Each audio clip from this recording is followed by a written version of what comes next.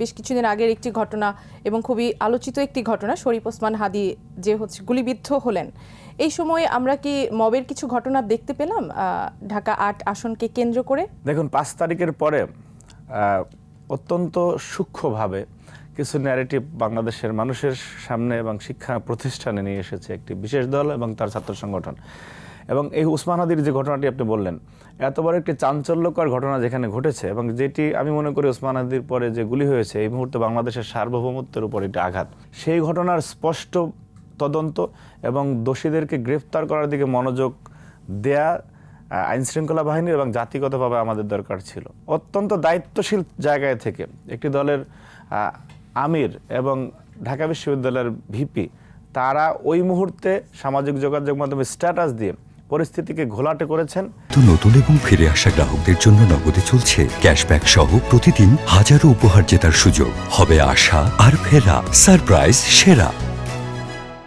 নিঃসন্দেহে এবং সেই ওনাদের স্ট্যাটাসের মাধ্যমে যে মব তৈরি হয়েছে, আমাদের ঢাকা ৮-এর বিএনপি প্রার্থী মির্জা আব্বাস ভাইয়ের দিকে যে আঙ্গুল তুলে আপনার ইশারা ইঙ্গিতে বোঝাতে চেয়েছেন, নট ইশারা ইঙ্গিতে স্পষ্টতে ওনারা বোঝাতে চেয়েছেন যে এখানে আব্বাস ভাইয়ের সংশ্লিষ্টতা রয়েছে। সুতরাং এটি একটি চরম দায়িত্বহীন আচরণ জামাত নেতৃবৃন্দ করেছেন। কাণ্ডজ্ঞানহীন স্ট্যাটাস দিয়েছেন ডাকসুর ভিপি সাদিক কায়েম। ওনারা যে কোনো পরিস্থিতিতে যে সুযোগ সন্ধানী এবং ওনারা যে পরিস্থিতিকে মবক্রেসির মাধ্যমে অরাজকতার দিকে নিয়ে গিয়ে নির্বাচনকে ইন্টেনশনালি বিলম্বিত করতে চান, তার একটি স্পষ্ট উদাহরণ কিন্তু সর্বশেষ এখানে তৈরি হয়েছে। ওনাদের প্রতি আহ্বান থাকবে যে মানুষ এগুলি বুঝে গিয়েছে।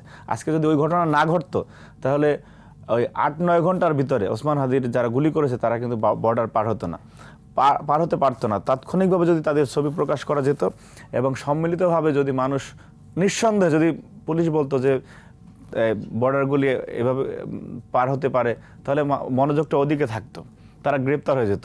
বরং বিএনপিকে ব্লেম করে, মির্জা আব্বাসকে ব্লেম করার কারণে কিন্তু মানুষের মনোযোগ কিন্তু কয়েক ঘন্টার জন্য অন্যদিকে চলে গিয়েছিল।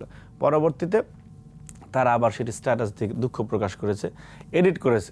তো দেখুন, এইটি কোনো দায়িত্বশীল রাজনৈতিক নেতৃবৃন্দের বৈশিষ্ট্য হতে পারে না। এটি বোঝাই যাচ্ছে যে তাদের মনে এক জিনিস, মুখে আরেক কথা বলে। আমরা ডাকসু নির্বাচনের সময় দেখেছি যে এই আমাদের প্রার্থীর আবিদের কথা বলা হয়েছে যে সে জোর করে কেন্দ্রে ঢুকেছে। আপনি সেই নিউজটি প্রথম আলোর মধ্যে একটি দায়িত্বশীল পত্রিকা সেটা 2.5-3 ঘন্টা পর সরিয়ে ফেললো, কিন্তু ক্ষতি যা হওয়ার হয়ে গিয়েছে।